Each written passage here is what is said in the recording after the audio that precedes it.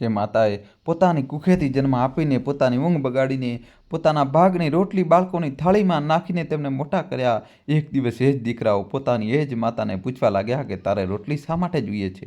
તે આજે કામ શું કર્યું? પતિની ચિતાની રાખ હજી ઠંડી પણ નહોતી થઈ કે ઘરની એ જ દીવાની ઘરના ખૂણામાં પડેલા તૂટેલા સામાનની જેમ ફેંકી દેવામાં આવી. એક એક રોટલી માટે તરસાવવામાં આવી, એક ઘૂંટડો દૂધ માટે મેણા ટોણા સંભળાવવામાં આવ્યા. પરંતુ મિત્રો, ઉપર બેઠેલા એ પરમાત્મા બધું જોઈ રહ્યો હતો. તેની અદાલતમાં મોડું જરૂર થાય છે પણ અંધેર નહીં. અને જે દિવસે ભગવાનનો ન્યાય થયો ને તે દિવસે એ જ દરવાજા પર એ જ દીકરા અને બહુ એ જ માતાના પગમાં પડીને રડી રહ્યા હતા. મિત્રો, આ વાર્તા માત્ર એક વાર્તા નથી, આ એ દરેક ઘરનો અરીસો છે જ્યાં મા બાપ ગડપણમાં બોજ સમજવામાં આવે છે. એટલે વાર્તાને અંત સુધી જરૂર જોજો, કારણ કે અસલી ન્યાય અંતમાં થાય છે. અને હા, જો તમે અમારી ચેનલ પર નવા છો તો લાલવાળું સબસ્ક્રાઇબનું બટન જરૂર દબાવી દો, જેથી દિલને સ્પર્શી જાય તેવી આવી સાચી અહેસાસવાળી વાર્તાઓ તમારા સુધી પહોંચતી રહે. તો ચાલો મિત્રો, શરૂ કરીએ આજની વાર્તા. મિત્રો, આ વાર્તા છે ઉત્તર પ્રદેશના સીતાપુર જિલ્લાના એક નાનકડા નગરની. કસ્બાના જૂના મહોલ્લામાં એક 2 માળનું મકાન હતું. શાંતિ નિવાસ નામના અનુરૂપ ક્યારેક આ ઘરમાં સાચે જ શાંતિ વસતી હતી. વહેલી સવારે આ ઘરમાંથી તુલસીના આંગણામાં બળતા દીવાની સુગંધ આવતી હતી. શંખનો અવાજ આવતો હતો અને આવતો હતો એક મમતા ભરેલો અવાજ, ઉઠો બાળકો, સૂરજ નીકળી આવ્યો. આ ઘરમાં રહેતી હતી સાવિત્રી દેવી.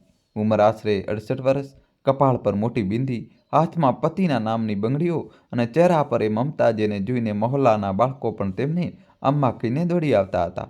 મહોલ્લામાં કોઈકના ઘરે બાળક બીમાર હોય તો લોકો ડૉક્ટર પાસે પછી જતા, પહેલાં સાવિત્રી દેવી પાસે આવતા. અમ્મા, જરા નજર ઉતારી દો, તમારા હાથમાં ગુણ છે.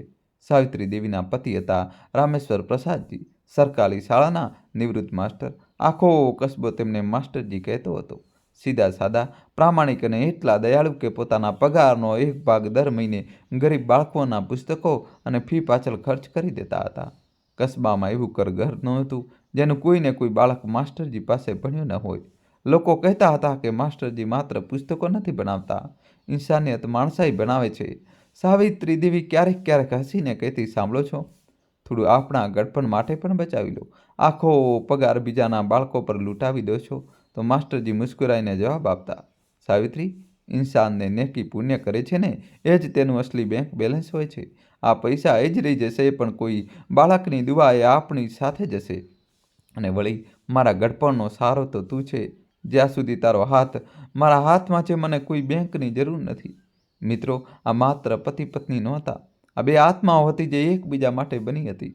40 વર્ષ જૂના તેમના લગ્ન હતા, પણ પ્રેમ એવો કે આજે પણ સવારની પહેલી ચા માસ્ટરજી પોતાના હાથે બનાવીને સાવિત્રી દેવીને આપતા હતા.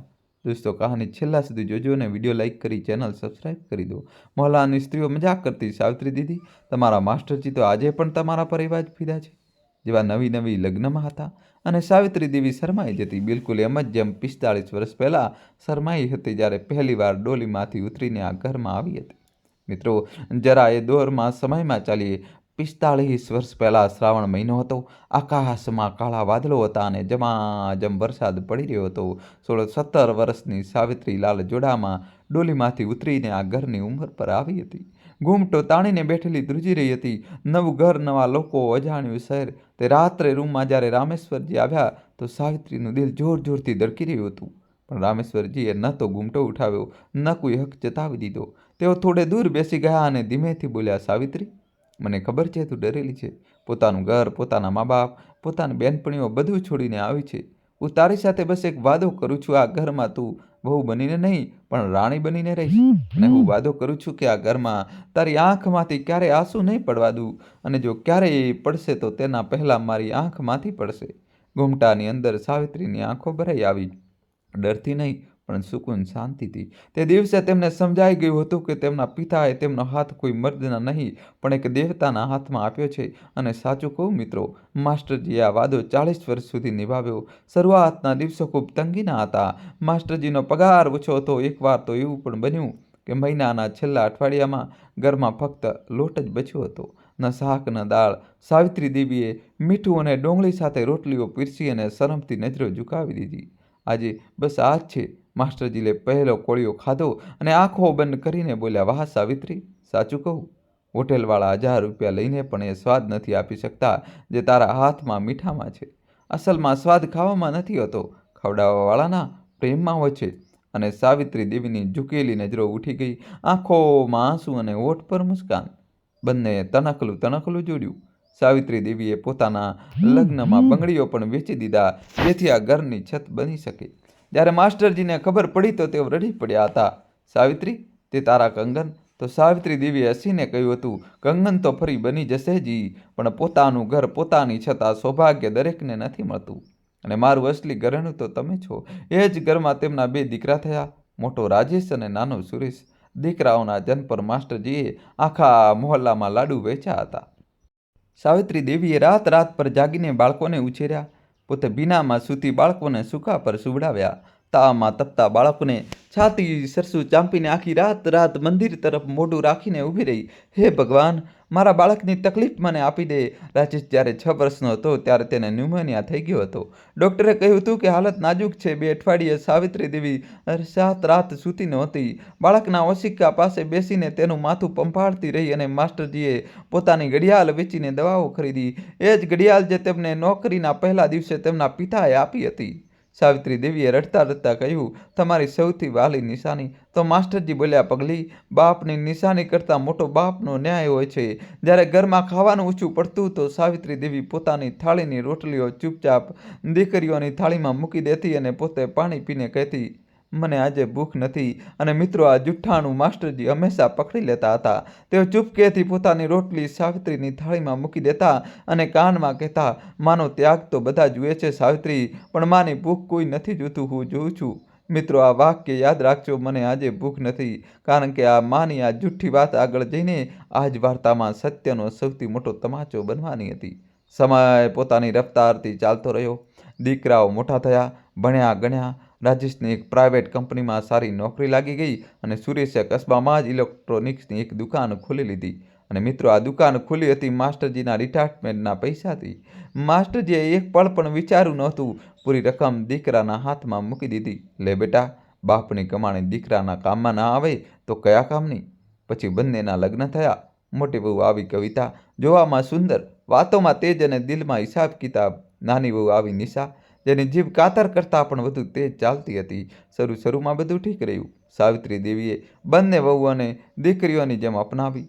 મોં દેખાઈ મોં જેવામાં પોતાના બચેલા ખૂચેલા ઘરેણામાંથી કંગન કવિતાને આપ્યા અને ઝુમખા નિશાને કહ્યું, વહુ, મારી કોઈ દીકરી નથી. આજથી તમે બંને જ મારી દીકરીઓ છો.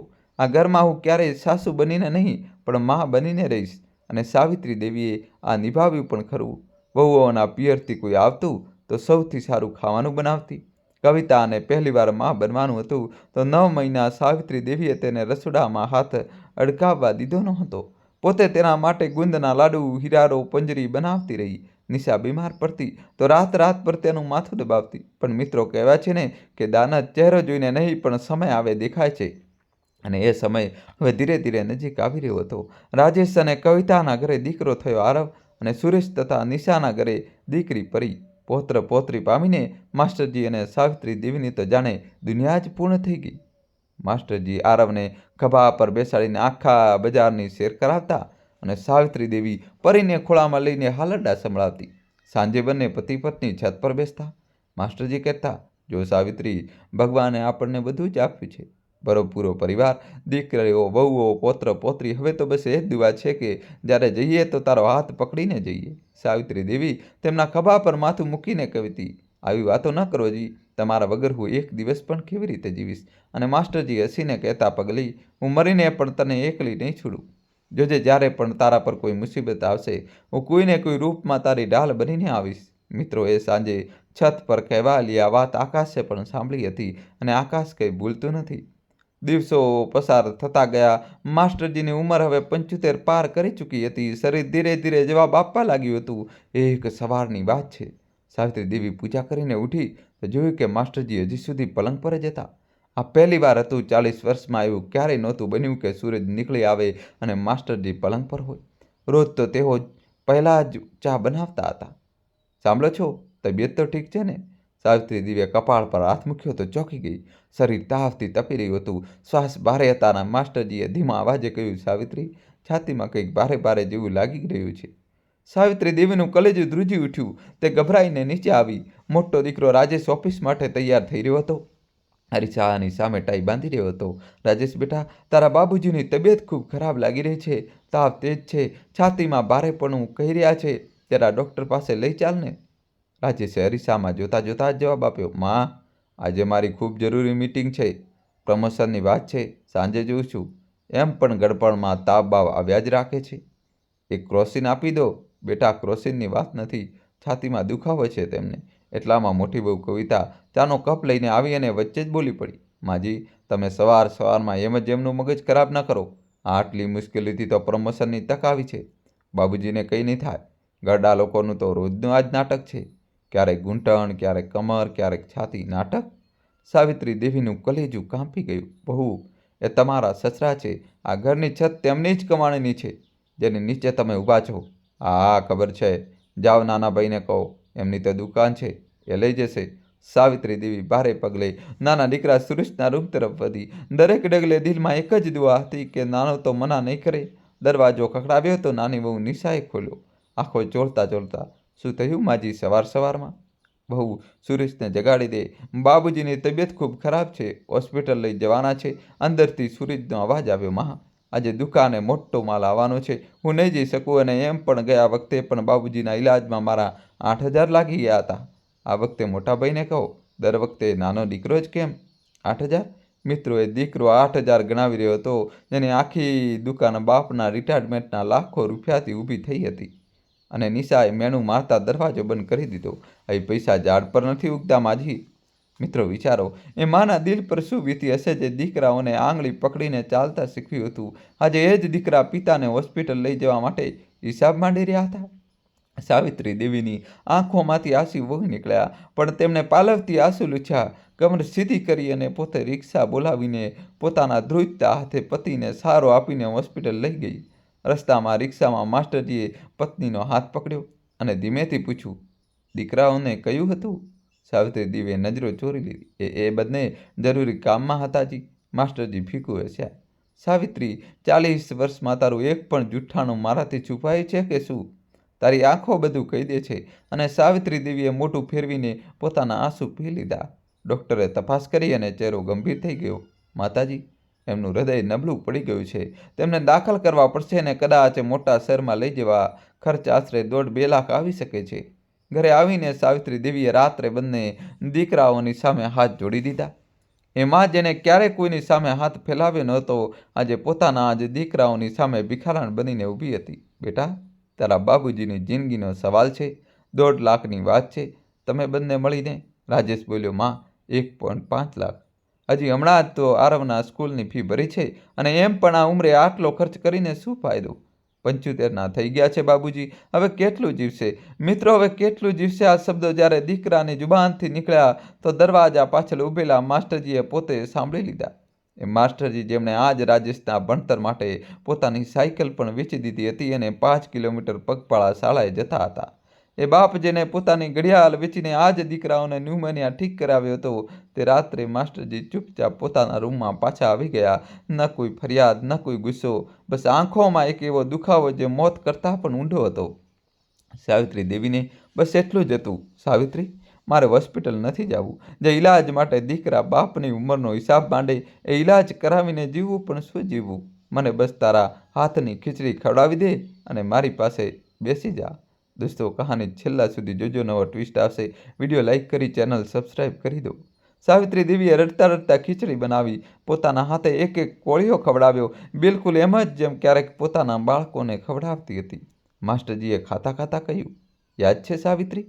મીઠું ડુંગળીવાળી રોટલીઓ, આજે પણ એ જ સ્વાદ છે તારા હાથમાં. જિંદગીની સૌથી અમીર સાંજ એ જ હતી જ્યારે થાળીમાં કંઈ નહોતું પણ દિલ ભરેલા હતા, અને આજે થાળીઓ ભરેલી છે પણ દિલ ખાલી થઈ ગયા છે. પછી તેમણે પત્નીનો હાથ પકડ્યો અને ધીમેથી બોલ્યા, સાવિત્રી, મેં જિંદગીભર તારી આંખમાં આંસુ નથી આવવા દીધા, પણ હવે લાગે છે કે મારા ગયા પછી આ આંસુ કોઈ નહીં લૂછે. મને માફ કરી દેજે, હું મારો વાદો પૂરો નહીં કરી શકું. એવું ન કહો જી. સાવિત્રી દેવીએ તેમને છાતીએ વળગી પડી. તમે કહ્યું હતું ને કે તમે મરીને પણ મને એકલી નહીં છોડો, ઢાલ બનીને આવશો. મને તમારી વાત પર ભરોસો છે જી. માસ્ટરજી મુસ્કુરાયા.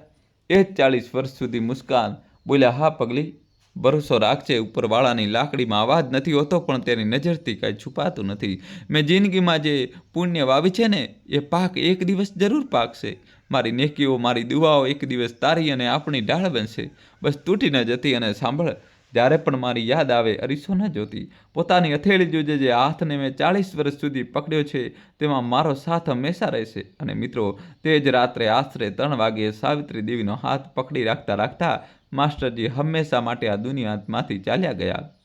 જતા જતા પણ તેમનો ચહેરો સાવિત્રી દેવી તરફ જ હતો, જાણે છેલ્લી શ્વાસ સુધી બસ તેમને જ જોતા રહેવા માંગતા હોય. સાવિત્રી દેવીની ચીસથી આખું ઘર જાગી ગયું. પરંતુ મિત્રો, ધ્યાનથી સાંભળો, એ ચીસમાં માત્ર એક પત્નીની વેદના નહોતી. એ ચીસમાં એક સ્ત્રીની આખી દુનિયા ઉજ્જડ થઈ જવાનો અવાજ હતો. જે હાથ 40 વર્ષથી તેમનો સહારો હતો, તે હવે હંમેશા માટે ઠંડો પડી ચૂક્યો હતો. સાવિત્રી દેવી પોતાની બંગડીઓ તરફ જોતી રહી, પછી કપાળના ચાંદલાને સ્પર્શ કર્યો અને બેહોશ થઈ ગઈ. જ્યારે અર્થી ઉઠી તો આખું નગર ઉમટી પડ્યું. જે બાળકો ક્યારે માસ્ટર સાહેબ પાસે ભણ્યા હતા, તે હવે મોટા થઈ ગયા હતા. બધા રડી રહ્યા હતા. કોઈ કહી રહ્યું હતું કે માસ્ટર સાહેબે મારી ફી ભરી હતી. કોઈ કહી રહ્યું હતું કે જો માસ્ટર સાહેબ ન હોત તો હું આજે મજૂરી કરતો હોત. મિત્રો, માણસની સાચી કમાણી તેની અર્થી પર દેખાય છે, પૈસાથી નહીં, આંસુઓથી. અને તે દિવસે આખું નગર રડી રહ્યું હતું. 13 દિવસ સુધી ઘરમાં સંબંધીઓની અવરજવર ચાલુ રહી. બધા સાવિત્રી દેવીને આશ્વાસન આપતા રહ્યા. હિંમત રાખો બહેનબા, તમારે તો બે દીકરા છે, કઈ વાતની ચિંતા. મિત્રો, કાશે સંબંધીઓને ખબર હોત કે જે દીકરાઓનો હવાલો આપીને તેઓ તસલ્લી આપી રહ્યા છે, તે જ દીકરાઓ 13માની વિધિ પૂરી થતાં જ પોતાનો અસલી ચહેરો બતાવવાના છે. દોસ્તો, કહાની છેલ્લા સુધી જોજો અને ચેનલ સબસ્ક્રાઈબ કરી દો. 13માના ઠીક બીજા જ દિવસે હજી ઘરમાંથી હવનની સુગંધ પણ નહોતી ગઈ કે ડ્રોઈંગ રૂમમાં પંચાયત બેસી ગઈ. મુદ્દો હતો બાબુજીની પેન્શન બેંકમાં જમા 6 લાખ અને આ મકાન. રાજેશ બોલ્યો, બેંકના 6 લાખ અડધા અડધ વેચી લઈએ છીએ અને મકાનમાં ઉપરનો માળ મારો, નીચેનો તારો. સુરેશ બોલ્યો, મંજૂર છે, પરંતુ બાબુજીની પેન્શન જે માને મળશે તેનું શું? કવિતાએ તડાક દઈને કહ્યું, પેન્શન તો માજીના ખાતામાં આવશે. તો એક કામ કરીએ છીએ, પેન્શનના પૈસા આપણે રાખી લઈશું અને બદલામાં માજીને ખર્ચ વેચી લઈશું. 15 દિવસ અમે ને 15 દિવસ તમે. મિત્રો, ધ્યાન રાખજો, માની વાત નહોતી થઈ રહી, માના ખર્ચની વાત થઈ રહી હતી. જાણો, માં કોઈ માણસ ન હોય, કોઈ વીજળીનું બિલ હોય જેને વેચવામાં આવી રહ્યું હોય. અને સાવિત્રી દેવી તે ત્યાં જ દિવાલના સહારે ઊભી બધું સાંભળી રહી હતી. સફેદ ગાડીમાં લિપટાયેલી સૂની સેતો, સૂની કલાઈઓ. 13 દિવસ પહેલાં જે હાથોમાં પતિના નામની બંગડીઓ ખણકતી હતી, તે હાથ આજે ખાલી હતા અને હવે ખાલી થઈ રહ્યું હતું તેમનું પોતાનું જ ઘર. પછી નિશાએ એ વાત કહી જેને સાવિત્રી દેવીની રહસ્ય દુનિયા પણ છીનવી લીધી. અને હા, માજીનો મોટો રૂમ હવે ખાલી કરાવી લઈએ છીએ. પરી મોટી થઈ રહી છે, તેને અલગ રૂમ જોઈએ. માજી માટે તો દાદરની નીચેવાળો સ્ટોર રૂમ કાફી છે. એકલી જાન, કેટલી જગ્યા જોઈએ? સાવિત્રી દેવીના હોઠ ધ્રુજ્યા. કંઈક કહેવા માંગ્યું. વહુ, એ રૂમમાં મારા સુહાગની યાદો.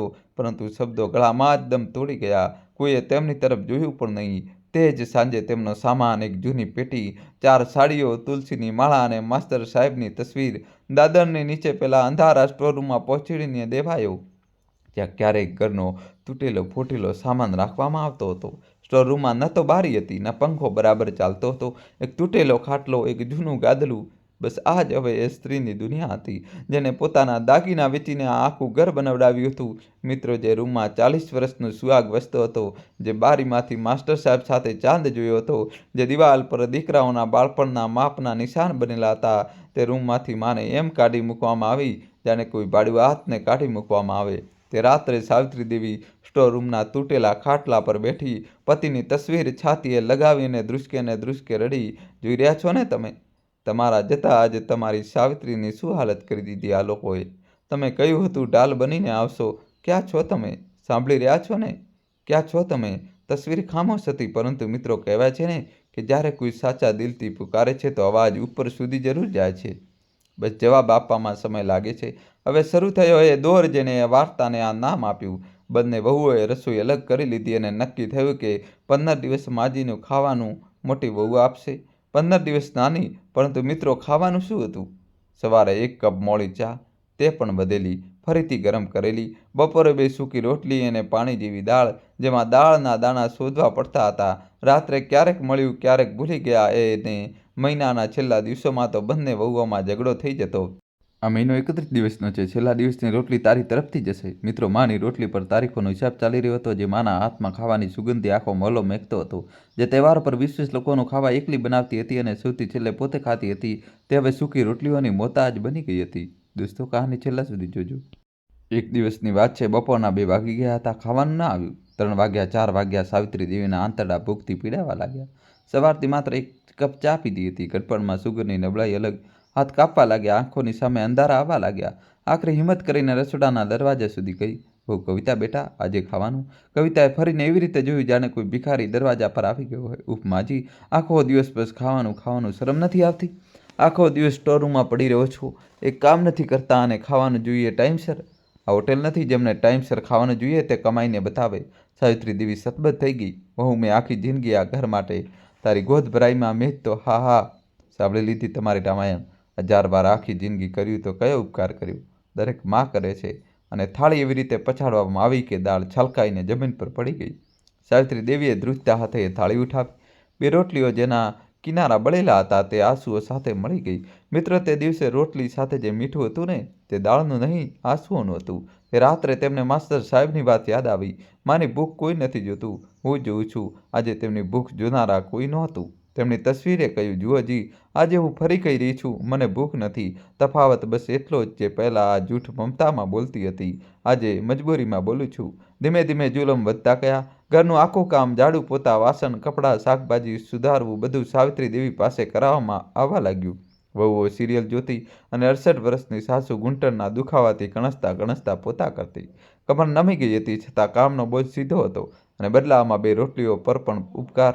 "ખાવાનું મફતમાં નથી મળતું માજી, કંઈક તો કરવું પડશે." એક દિવસ વાસણ માંજતા તેમના હાથમાંથી કાચનો ગ્લાસ છૂટીને તૂટી ગયો. ગડપણના ધ્રુજતા હાથ, સાબુની ચીકાશ, ગ્લાસની છૂટી ગયો. નિશા દોડતી આવી અને ચિલ્લાઈ, "આંધળી થઈ ગઈ છે કે શું? આ ગ્લાસ 200 રૂપિયાનો હતો, નવો સેટ હતો. આજે રાતનું ખાવાનું બંધ, ત્યારે જ અક્કલ આવશે." "બહુ ભૂલ થઈ ગઈ, જાણી જોઈને થોડી." બસ, દરેક વખતે ભૂલ. આજે ખાવાનું નહીં મળે, વાત ખતમ." અને સાચે જ તે રાત્રે તે બુઢી માને ખાવાનું ના આપવામાં આવ્યું. તે ભૂખી માં આખી રાત સ્ટોરરૂમમાં પડી રહી અને પેટની આગ ઓલવવા માટે ચૂપચાપ 3 ગ્લાસ પાણી પીને સૂઈ ગઈ. સૂતી વખતે બસ એક જ વાત ગણગણી, "હે ભગવાન, જે કોખેથી જન્મ આપ્યો તે જ કોખને ભૂખી સુવડાવનારા દીકરાઓને પણ તે જ બનાવ્યા અને તેમને માફ કરનારી માને પણ તે જ બનાવી. તારી લીલા તું જ જાણે." મિત્રો, એક પળ માટે અટકો અને વિચારો, શું આ એ જ દેશ છે જ્યાં કહેવાય છે માના ચરણોમાં સ્વર્ગ છે? જે માએ પોતાના લોહીથી સિંચીને બાળકોને મોટા કર્યા, તે જ માને એક ગ્લાસના બદલામાં ભૂખી સુવડાવવામાં આવી. 200ના ગ્લાસની કિંમત હતી અને માની મમતાની કોઈ કિંમત નહીં. જો તમારા ઘરમાં પણ માતા પિતા છે તો આજે જ તેમની પાસે બેસજો, પૂછજો, "માં, તે ખાધું?" માનો વિશ્વાસ કરો. આ નાનો એવો સવાલ તેમના માટે દુનિયાની સૌથી મોટી દોલત છે. ખેર, આ અંધારા ઘરમાં એક નાનો એવો દીવો પણ હતો. નાનો આરવ, સાવિત્રી દેવીનો 10 વર્ષનો પૌત્ર. દાદી સાથે તેને ખૂબ જ લગાવ હતો. સ્કૂલેથી પાછા આવીને તે ચૂપકેથી પોતાના ટિફિનનો વધેલો પરોઠો, ક્યારેક બિસ્કિટ, ક્યારેક કેળું દાદીના સ્ટોરરૂમમાં પહોંચાડી દેતો. દાદીને ગળે વળગીને કહેતો, "દાદી, તમે રડશો નહીં, હું મોટો થઈને બહુ બધા પૈસા કમાઈશ અને તમારા માટે રોજ હલવો બનાવડાવીશ અને તમને સૌથી મોટો રૂમ આપીશ, બારીવાળો." સાવિત્રી દેવી તેને છાતીએ લગાવીને રડી પડતી, "મારું બાળક તું છે ને, બસ તું જ તો છે." એક રાત્રે કવિતાએ આરવને દાદીના રૂમમાંથી નીકળતા જોઈ લીધો. તેને બાળકનો હાથ પકડ્યો અને જોરદાર લાફો માર્યો. "ખબરદાર, જો ફરી પેલી બુઢીના રૂમમાં ગયો છે તો તેનો જાદુ ચડી ગયો છે તારા પર." આરવ રડતા રડતા બોલ્યો, "મમ્મી, દાદી ભૂખી હતી. તમે જ તો શીખવ્યું હતું કે ભૂખ્યાને ખાવાનું આપવું જોઈએ અને સ્કૂલમાં પણ મેડમે ભણાવ્યું છે, માના પગમાં સ્વર્ગ હોય છે. તો દાદી તો પપ્પાની માં છે ને, પછી તેમની સાથે આવું કેમ?" મિત્રો, 10 વર્ષના બાળકે એ વાત કહી દીધી જે 40 વર્ષના દીકરા ન સમજી શક્યા. પરંતુ જવાબમાં તે માસૂમને વધુ એક લાફો મળ્યો અને દાદીના રૂમમાં જવા પર પ્રતિબંધ લાગી ગયો. તે રાત્રે સ્ટોરરૂમના દરવાજાની નીચેથી એક ચોકલેટ સરકાવવામાં આવી અને એક કાગળનો ટુકડો જેના પર ત્રાંસા મેસા અક્ષરોમાં લખ્યું હતું, "દાદી, આઈ લવ યુ, રડશો નહીં." સાવિત્રી દેવીએ તે કાગળ પોતાની પેટીમાં માસ્તર સાહેબની તસવીર પાસે રાખી લીધો. તેમને 2 સૌથી કિંમતી વસ્તુઓ. પછી આવી દિવાળી, એ દિવાળી જે સાવિત્રી દેવીની જિંદગીની સૌથી કાળી રાત બની ગઈ. મિત્રો, પહેલાં એ જાણી લો કે ઘરમાં દિવાળી કેવી થતી હતી. માસ્તર સાહેબના જમાનામાં દિવાળીના અઠવાડિયા પહેલાં તૈયારી શરૂ થઈ જતી હતી. સાવિત્રી દેવી પોતાના હાથે ઘૂઘરા, શક્કરપારા, બેસનના લાડુ, ચકરી બધું બનાવતી હતી. માસ્તર સાહેબ બજારમાંથી સૌથી પહેલાં પત્ની માટે સાડી લાવતા હતા. દર વર્ષે ચૂક્યા વગર કહેતા, ઘરની લક્ષ્મી સજશે ત્યારે જ તો લક્ષ્મીજી આવશે. પૂજા સાવિત્રી દેવીના હાથે જ થતી હતી. પહેલો દીવો ત્રેજ પ્રગટાવતી હતી અને આખો પરિવાર તેમના પગે પડીને આશીર્વાદ લેતો હતો. અને આ વર્ષે તે જ ઘરમાં દિવાળી આવી. આખું ઘર રોશનીથી ઝગમગી રહ્યું હતું. સીરી ટમટમી રહી હતી, રંગોળી સજી હતી, પકવાનોની સુગંધ આખા ઘરમાં ફેલાયેલી હતી. બાળકોની કિલકલારીઓ, મહેમાનોની ચહલપહલ અને દાદરની નીચે સ્ટોરરૂમમાં અંધારું. જી હા મિત્રો, તે રાત્રે આખા ઘરમાં સેંકડો દીવા પ્રગટ્યા, પરંતુ માના રૂમની બહાર એક દીવો પણ ન રાખવામાં આવ્યો. સાંજે જ્યારે પૂજાનો સમય થયો તો સાવિત્રી દેવી પોતાની સૌથી સાફ ધોયેલી સાફ સાડીને પહેરીને વાળ ઉલીને બહાર આવી. દિલમાં એક નાની એવી આશા હતી, આજે તો તહેવાર છે, આજે તો બોલાવી લેશે, આજે તો પાસે બેસાડશે. તે પૂજાવાળા રૂમ તરફ વધી જતી કે કવિતાએ રસ્તો રોકી લીધો અને ગણગણી, પરંતુ એટલા જોરથી કે મહેમાનો પણ સાંભળી લે. કહ્યું, માજી, તમે અહીં કેમ આવી ગયા? તમે વિધવા છો. લક્ષ્મી પૂજામાં સામે આવશો તો અપશુકન થશે. મહેમાનોની સામે તમાશો ન બનાવો. જાઓ તમારા રૂમમાં. અપશુકન? મિત્રો, એક પળ અટકો. જે સ્ત્રીના હાથે 40 વર્ષ આ ઘરની દરેક પૂજા થઈ, જેના પહેલાં દીવાથી આ ઘરની દરેક દિવાળી શરૂ થઈ, જેને પોતાના કંગન વેચીને આ ઘરનો પાયો નાખ્યો, આજે તે જ સ્ત્રી આ ઘર માટે અપશુકન થઈ ગઈ હતી. કેમ? કારણ કે તેનો પતિ ન રહ્યો. જાણે પતિના જવાથી સાથે સ્ત્રીનું માણસ હોવું પણ જતું રહે છે. સાવિત્રી દેવી ત્યાં જ પથ્થરની જેમ ઊભી રહી ગઈ. મહેમાનોની નજર નમી ગઈ, પરંતુ જીભ બંધ રહી. તે ઊંધા પગે પાછી ફરી ગઈ અને તેમની પાછળ પાછળ પાછી ફરી ગઈ. તે ઘરની બધી લક્ષ્મી, બધી બરકત બસ કોઈને દેખાઈ નહીં. રાત્રે જ્યારે બધા લોકો 56 ભોગ ખાઈ રહ્યા હતા, ઘૂઘરા, પનીર, પૂરી, ખીર, ત્યારે સ્ટોરરૂમમાં એક થાળી મોકલવામાં આવી. એ જ બે સૂકી રોટલી અને અથાણાનો એક ટુકડો. તહેવારની રાત્રે માની થાળીમાં અથાણું. સાવિત્રી દેવીએ તે રાત્રે રોટલીઓ ન ખાધી. તેમણે થાળી ઉઠાવી, પતિની તસવીર સામે રાખી અને બોલી, લોજી, આજે દિવાળી છે, યાદ છે ને? દરેક દિવાળી પર તમે કહેતા હતા, પહેલો કોળિયો ઘરની લક્ષ્મી ખાશે. આજે તમારી લક્ષ્મીને અપશુકન કહી દેવાય. કોઈ વાંધો નહીં, આવો, આજે પણ આપણે બંને સાથે જ ખાઈશું. એ જ રીતે જેમ દરેક દિવાળીએ ખાતા હતા. બહાર ફટાકડાનો ગુંજરાવ હતો ને અંદર એક માના ડુસકા જે ફટાકડાના શોરમાં દબાઈ ગયા. તે બુઢી આંખો તસવીર સાથે વાતો કરતાં કરતાં ન જાણે ક્યારે સૂઈ ગઈ. અડધી રાત્રે દરવાજાની નીચેથી ફરી એક વસ્તુ સરકી. આરવના હિસ્સાની મીઠાઈનો એક ટુકડો કાગળમાં લીપટેલો. તે અંધારા રૂમમાં તે મીઠાઈનો ટુકડો કોઈ દીવાથી ઓછો નહોતો. પરંતુ મિત્રો, યાદ રાખો, તે જ રાત્રે ઉપર બેઠેલા તે પરમાત્માએ પોતાનું પુસ્તક ખોલ્યું હતું અને તેમાં લખાઈ રહ્યું હતું એક એક આંસુ, એક એક રોટલી અને એક એક ટોણો. દિવાળીની તે અંધારી કોઠડી, કારણ કે ભગવાનના ઘરે મોડું છે, અંધેર નથી. અને હવે ઇન્સાફની ઘડી નજીક આવી રહી હતી. શિયાળાના દિવસો આવી ગયા હતા. સાવિત્રી દેવીની તબિયત બગડતી જતી હતી. ભૂખ, ઠંડી અને ગૂંગળામણે શરીરને તોડી નાખ્યું હતું. સ્ટોરરૂમમાં શિયાળાની રાતો બરફ જેવી હોતી હતી.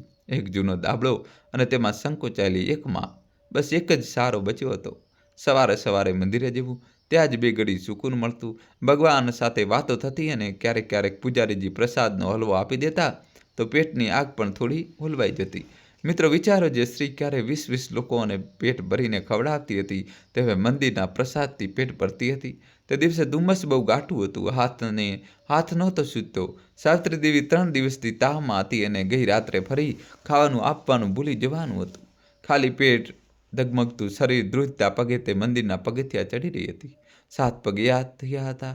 પહેલું પગથિયું, બીજું, ત્રીજા પર પગ મૂક્યો જ હતો કે અચાનક આંખોની સામે અંધારું છવાઈ ગયું. કાનમાં સીટીઓ વાગવા લાગી. પગ લથડ્યા અને તે પગથિયા પર પડી ગઈ બેહોશ. હાથમાંથી પૂજાની થાળી છૂટી ગઈ અને ફૂલ વેરવિખેર થઈ ગયા. જાણે ખુદ ભગવાનના દરવાજા પર એક માની ફરિયાદ વેરવિખેર થઈ ગઈ હોય. મંદિરમાં હોબાળો મચી ગયો. અરે માસ્તરાણી, અમ્મા પડી ગયા, કોઈ પાણી લાવો, કોઈ ડૉક્ટરને બોલાવો. અને મિત્રો, અહીંથી શરૂ થાય છે ભગવાનની રમત. ઠીક તે જ વખતે, તે જ ક્ષણે મંદિરની બહાર એક લાલ લાઇટવાળી સરકારી ગાડી આવીને ઊભી રહી. તેમાંથી ઉતર્યા જિલ્લાના નવા આવેલા કલેક્ટર સાહેબ, IAS વિવેકાનંદ. 2 દિવસ પહેલાં જ શહેરમાં પોસ્ટિંગ થયું હતું અને પોતાની માના કહેવા પર પહેલા રવિવારે મંદિરે માથું ટેકવવા આવ્યા હતા. મિત્રો, વિચારો, તે જ દિવસે, તે જ સમયે, તે જ મંદિરે. આને સંયોગ કહેશો? નહીં, આને કહેવાય છે ઉપરવાળાની યોજના. તે જ્યારે ઇન્સાફ કરે છે તો તારીખ, સમય અને જગ્યા ત્રણેય ખુદ નક્કી કરે છે. ભીડ જોઈને વિવેક આગળ વધ્યા. હટો, શું થયું? પગથિયા પર બેહોશ પડેલી તે વડીલ મહિલાને જોઈ અને એક પળ માટે તેમના કદમ જમીન સાથે જામી ગયા. તે કરચલીઓથી ભરેલો ચહેરો, પરંતુ કપાળનો એ જ મોટો ચાંદલો, એ જ મમતાની છાપ. વિવેકનું દિલ જોરથી ધડક્યું. 25 વર્ષ જૂની એક તસવીર આંખોની સામે ફરી ગઈ. અમ્મા, તેમના મોંમાંથી નીકળ્યું. માસ્તરાણી અમ્મા. તેમણે એક સેકન્ડ પણ ન ગુમાવી, ખુદ પોતાના હાથોમાં ઉઠાવી લીધી. જિલ્લાના કલેક્ટર એક બેહોશ બુઢી માને ખોળામાં ઉઠાવીને પગથિયા ઉતરી રહ્યા હતા અને સીધા જિલ્લા હોસ્પિટલ લઈ ગયા. ડૉક્ટરોની ફોજ લાગી ગઈ.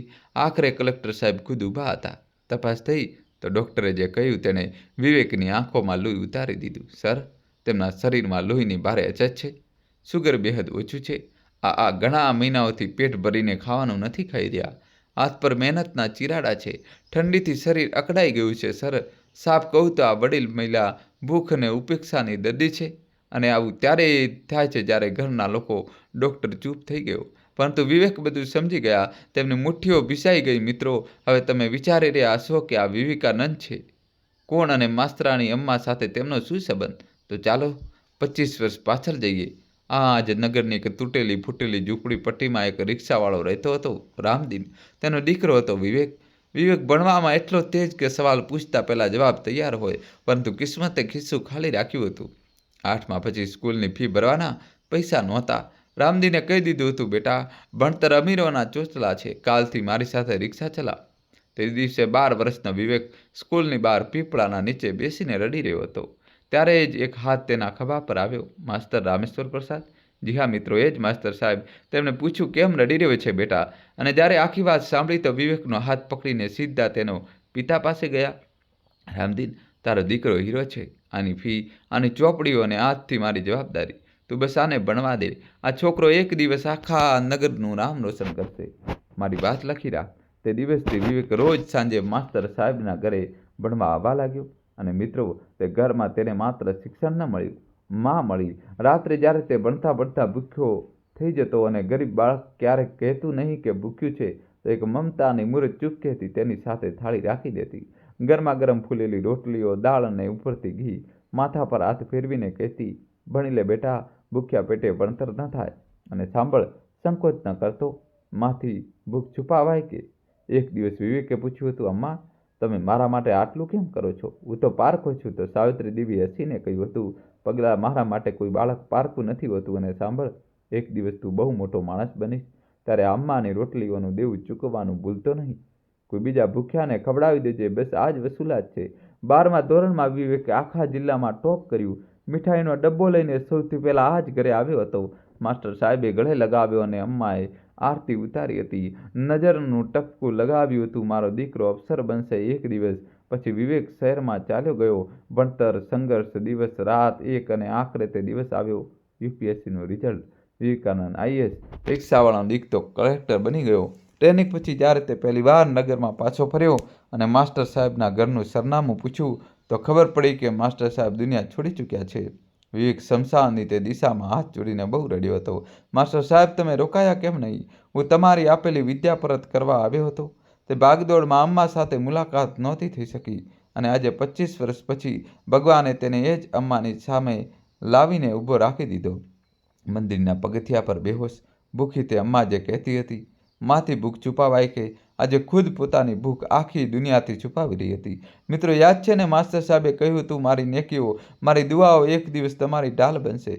25 વર્ષ પહેલાં ભરાયેલી એક ગરીબ બાળકની ફી અને ચૂપકેથી ખવડાવેલી ગરમ રોટલી આજે વર્દી પહેરીને ઢાલ બનીને પાછી આવી હતી. આને કહેવાય છે ભગવાનનો ઇન્સાફ. ઉપરવાળો જ્યારે આપે છે તો છાપરું ફાડીને નહીં, સમય ફાડીને આપે છે. ઓસાવા પર સાવિત્રી દેવીએ સામે ઊભેલા તે અફસરને જોયો. સૂટ બૂટ, રોફદાર ચહેરો. તે ગભરાઈ ગઈ. સાહેબ, મારાથી કોઈ ભૂલ? અને તે રોફદાર અફસર જમીન પર ઘૂંટણીએ બેસી ગયો. તેમના પગ પકડ્યા અને ભરાયેલા અવાજે બોલ્યો, અમ્મા, ઓળખ્યો નહીં? તમારો વિવેક, રિક્ષાવાળા રામદીનનો દીકરો, જેને તમે ચૂપકેથી ગરમ રોટલીઓ ખવડાવતા હતા અને કહેતા હતા, માંથી ભૂખ છુપાવાય કે? સાવિત્રી દેવીની આંખો ખુલ્લી રહી ગઈ. એક પળ, બે પળ, અને પછી આંસુઓનો સૈલાબ ફૂટી નીકળ્યો. ધ્રુજતા હાથે તેમણે તેનો ચહેરો ફંફોસ્યો. વિવેક, મારો વિવેક, આટલો મોટો સાહેબ બની ગયો, મારો દીકરો. અને તેમણે તેનું કપાળ ચૂમી લીધું, એવી જ રીતે જેમ 25 વર્ષ પહેલાં ચૂમતી હતી. વિવેકે તેમના સૂકા ચીરાડા પડેલા હાથ પોતાના હાથમાં લીધા અને તેનું કલેજું ફાટી ગયું. આ એ જ હાથ હતા જે ક્યારેક ગરમ રોટલીઓ વણતા હતા, આજે ખુદ ભૂખથી કાપી રહ્યા હતા. તેને પૂછ્યું, અમ્મા, સાચું બતાવો, તમારી આ હાલત? માસ્ટર સાહેબના ગયા પછી ઘરમાં શું થયું? તમારા શરીરમાં લોહી કેમ નથી? તમારા હાથ પર આ ચીરાડા કેમ છે? સાવિત્રી દેવી છુપાવતી રહી. કંઈ નથી બેટા, ગડપણ છે બસ. બાળકો તો મારા સારા છે. મિત્રો જુઓ, માનું દિલ ભૂખી સુવડાવનારા દીકરાઓને પણ બચાવી રહ્યું હતું, પરંતુ માં ગમે તેટલું છુપાવે ભૂખ્યા શરીરના હાડકાં અને સૂની આંખો બધું કહી દે છે. દોસ્તો, કહાની છેલ્લા સુધી જોજો ને ચેનલ સબસ્ક્રાઈબ કરી દો. અને પછી હોસ્પિટલની બહાર ભેગા થયેલા મોહલ્લાવાળાએ વિવેકને કહી દીધું. સ્ટોર રૂમ, રોટલીઓ, 15 દિવસની વહેંચણી, દિવાળીની તે રાત જ્યારે માને અપશુકન કહેવાઈ, ગ્લાસ તૂટવા પર ભૂખી સુવડાવી, બધું જ. વિવેકની આંખોમાં આંસુ અને આગ બંને ઉતરી આવ્યા. તેણે આકાશ તરફ જોયું અને મનમાં ને મનમાં કહ્યું, માસ્ટર સાહેબ, તમે કહ્યું હતું આ છોકરો નગરનું નામ રોશન કરશે. આજે આ છોકરો તમારી અમાનતની રક્ષા કરશે. તમારી સાવિત્રી અમ્માનું એક એક આંસુ હવે હિસાબ માંગશે, કાનૂનથી પણ અને કર્મથી પણ. ત્યાં ઘરમાં શું ચાલી રહ્યું હતું સાંભળો. સાવિત્રી દેવી સવારથી ગાયબ હતી અને કોઈએ શોધવાની તકલીફ પણ ન લીધી. નિશાએ તો કહી પણ દીધું, ચાલો આજે રોટલીનો ખર્ચ બચ્યો. કવિતા હસી, મંદિરમાં પડી હશે, ભજન કીર્તનમાં દિવસ નીકળી ગયો હશે. માત્ર એક જોડી આંખો બેચેન હતી, નાના આરવની. તે વારંવાર સ્ટોરરૂમમાં ડોકિયું કરી રહ્યો હતો, દાદી ક્યાં છે? પરંતુ સાંજ થતાં થતાં મોહલ્લામાં ખબર આગની જેમ ફેલાઈ ગઈ. અરે સાંભળ્યું, માસ્તરાણી અમ્મા મંદિરમાં પડી ગયા હતા. ખુદ કલેક્ટર સાહેબ ખોળામાં ઉઠાવીને લઈ ગયા. VIP વોર્ડમાં દાખલ છે. સાંભળ્યું છે કલેક્ટર સાહેબ તેમને અમ્મા કહે છે અને પગે પડે છે. કલેક્ટર સાહેબ? સાંભળતા જ રાજેશ અને સુરેશના ચહેરાનો રંગ ઉડી ગયો. બંને ભાઈઓ જેમાંના તાપ પર ક્રોસિંગ પકડાવતા હતા, હવે સ્કૂટર ઉપાડીને એમ ભાગ્યા જાણે ઓલિમ્પિકની રેસ હોય. પાછળ પાછળ વહુઓ પણ સાડીઓ સંભાળતી, ફળ મીઠાઈ ખરીદતી. હોસ્પિટલનો નજારો જોઈને તેમના હોશ ઉડી ગયા. VIP વોર્ડ, ફળોની ટોપલીઓ, ડોક્ટરોની લાઈન અને માના ઓશિકા પાસે બેઠેલા ખુદ જિલ્લા કલેક્ટર પોતાના હાથે માને સૂપ પીવડાવી રહ્યા હતા, ચમચીથી ફૂંક મારી મારીને, જેમ કોઈ દીકરો પીવડાવે. રાજેશે મગરના આંસુ વહાવતા એન્ટ્રી મારી. માં, ઓ માં, ક્યાં ચાલી ગઈ હતી તું? અમે તો સવારથી પાગલોની જેમ શોધતા હતા. સાહેબ, આ અમારી માં છે. અમારો જીવ વસે છે એમનામાં. એમના વગર તો અમારા ઘરમાં અજવાળું જ નથી. વિવેક ધીમેથી ઊભા થયા. એક એક કદમ ચાલીને સામે આવ્યા અને બરફ જેવા ઠંડા અવાજે બોલ્યા, અચ્છા, જીવ વસે છે? તો એ બતાવો રાજેશજી, જે મમ્મા તમારો જીવ વસે છે તેના શરીરમાં લોહીની આટલી અછત કેવી રીતે છે? ડૉક્ટર કહી રહ્યા છે મહિનાઓથી પેટ ભરીને ખાવાનું નથી મળ્યું. જે ઘરમાં બે કમાતા દીકરા હોય, બે ભરેલા રસોડા હોય, ત્યાં માં ભૂખથી બેહોશ થઈને મંદિરના પગથિયા પર કેમ પડે છે? જેનો જીવ મમ્મા વસે છે તે માને દાદરની નીચે સ્ટોરરૂમમાં કેમ રાખે છે? અને જે ઘરમાં દિવાળી પર સેંકડો દીવા પ્રગટે છે ત્યાં માના હિસ્સામાં અંધારું અને 2 સૂકી રોટલીઓ કેમ આવે છે? એક એક સવાલ હથોડાની જેમ રાજેશ સુરેશના માથે વાગ્યો. શિયાળામાં પણ પરસેવો છૂટી ગયો. વહુઓના હાથમાંથી ફળોની ટોપલીઓ ધ્રુજવા લાગી. સર સાહેબ, તે ગેરસમજ છે. માજીને સ્ટોરરૂમ ખુદ પસંદ છે, શાંતિ રહે છે ત્યાં. કવિતાએ બચાવની કોશિશ કરી. વિવેકનો અવાજ ગાજી બસ એક શબ્દ પણ વધી નહીં. આખો મોહલ્લો સાક્ષી છે અને સાંભળી લો તમે ચારે. હું ચાહું તો અત્યારે આ જ વખતે માતા પિતા અને વરિષ્ઠ નાગરિકોના ભરણ પોષણ કાયદા હેઠળ કાર્યવાહી શરૂ કરાવી દઉં. વડીલ માની ઉપેક્ષા પ્રતાડના ભૂખ્યા રાખવા. જાણો છો આમાં જેલ થાય છે. અને એક વાત બીજી, જે મકાનમાં તમે રાજા બનીને બેઠા છો તે મકાન માસ્તર સાહેબ અને અમ્માની કમાણીનું છે. અમ્મા ચાહે તો કાનૂની રીતે આપ બંનેને એ ઘરમાંથી બેદખલ કરી શકાય છે. તે મકાન માનું છે, તમારું નથી. તમે ઘરમાં માની દયા પર છો, માં તમારી દયા પર નથી. જેલ અને બેદખલ આ 2 શબ્દો સાંભળતા ચારેના પગ નીચેની જમીન સરકી ગઈ. ચારે ત્યાં જ ફરશ પર બેસી ગયા, હાથ જોડી કરગરી પડ્યા. સાહેબ, ભૂલી ગઈ, બહુ મોટી ભૂલ થઈ ગઈ, માફ કરી દો. અમે માજીને માથે બેસાડીને રાખીશું, કસમ ખાઈએ છીએ. પરંતુ મિત્રો, હવે વારો હતો એ માનો જે મહિનાઓથી ખામોશ હતી. સાવિત્રી દેવી ધીમેથી બેઠી થઈ. શરીર નબળું હતું, પરંતુ આજે તેમના અવાજમાં તે તાકાત હતી જે સાચું બોલવાથી આવે છે. બસ બહુ થયું, આજે હું બોલીશ અને તમે બધા સાંભળશો. રાજેશ, યાદ છે જ્યારે તું 6 વર્ષનો હતો અને તને ન્યુમોનિયા થયો હતો? 7 રાત સૂતી નહોતી. તારા બાપુજીએ પોતાના પિતાની નિશાની, પોતાની ઘડિયાળ વેચીને તારી દવા લાવી હતી અને તે એ જ બાપના ઇલાજ માટે કહ્યું હતું. હવે કેટલું જીવશે? બેટા, તારા બાપુજીએ ક્યારે નહોતું પૂછ્યું કે તું કેટલું જીવીશ. તેમણે બસ એ પૂછ્યું હતું કે તું કેવી રીતે સારું જીવીશ. સુરેશ, તારી દુકાનમાં કોના પૈસાથી ખુલી હતી? તારા બાપુજીના રિટાયરમેન્ટના આખા પૈસાથી. એ બાપે પોતાનું ગડપણ તારી દુકાનના પાયામાં દાટી દીધું અને તે એ જ બાપને હોસ્પિટલ લઈ જવા માટે 8,000નો હિસાબ ગણાવ્યો હતો. બેટા, માતા પિતાએ તમને પાળવાનું બિલ બનાવ્યું હોત તો? તો 7 જન્મની કમાણી ઓછી પડત. અને વહુઓ, મેં તમને દીકરીઓ કહી હતી, મો દીખાયની મારા દાગીના આપ્યા હતા. કવિતા, તારી ગોદ ભરાઈના 9 મહિના મેં તને રસોડામાં હાથ નહોતો અડકવા દીધો, યાદ છે? અને તમે મને 2 રોટલીઓની મોહતાજ બનાવી દીધી. મને અપશુકન કહી. વહુ, વિધવા અપશુકન નથી હોતી, અપશુકન હોય છે એ વિચાર જે માની થાળીમાં રોટલીઓ ગણે છે.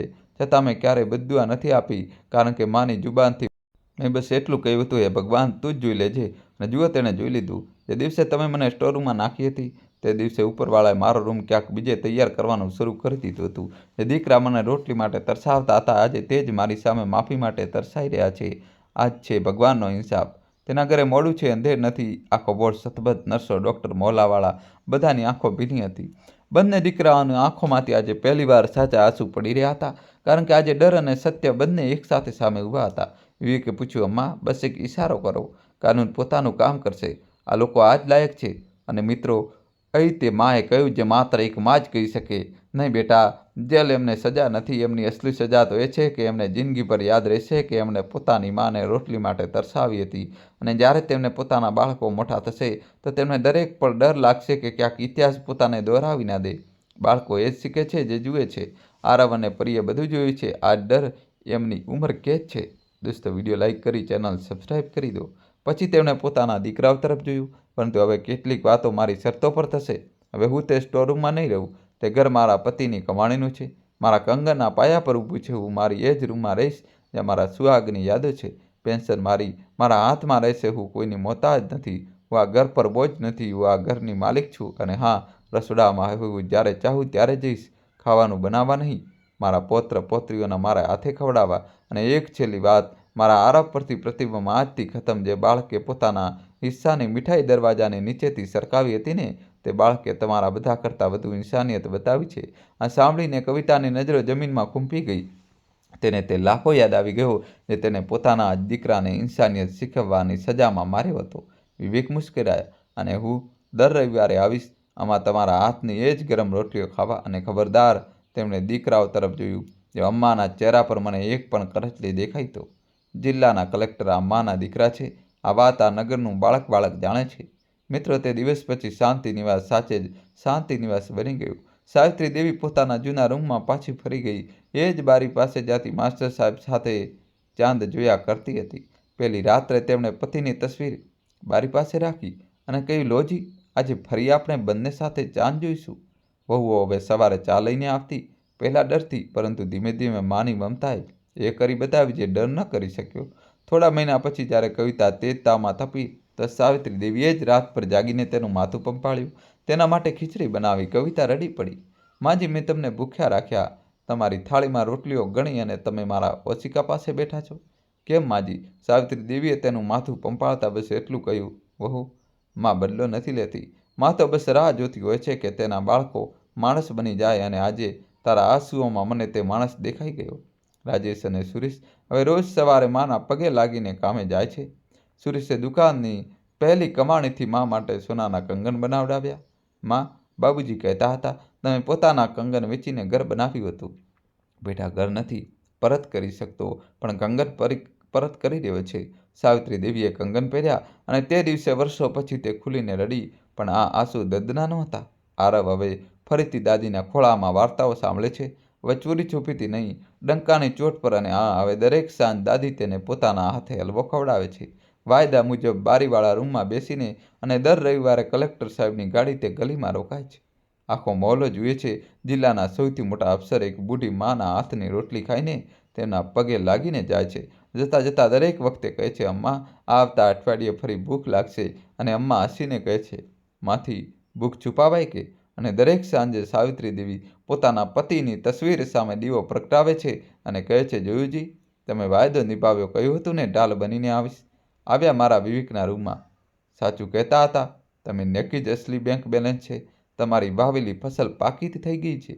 અને તેની છાયામાં તમારી સાવિત્રી આજે સુકૂનથી બેઠી છે. તસવીરમાં માસ્ટર સાહેબ મુસ્કુરાઈ રહ્યા હતા. એ જ 40 વર્ષ જૂની મુસ્કાન. તો મિત્રો, આ જ હતી આજની વાર્તા. આ વાર્તામાંથી આપણને 3 વાતો શીખવા મળે છે. પહેલી, માતા પિતાની સેવા કોઈ ઉપકાર નથી, દેવું છે જે આપણે ક્યારેય પૂરેપૂરું ચૂકવી શકતા નથી.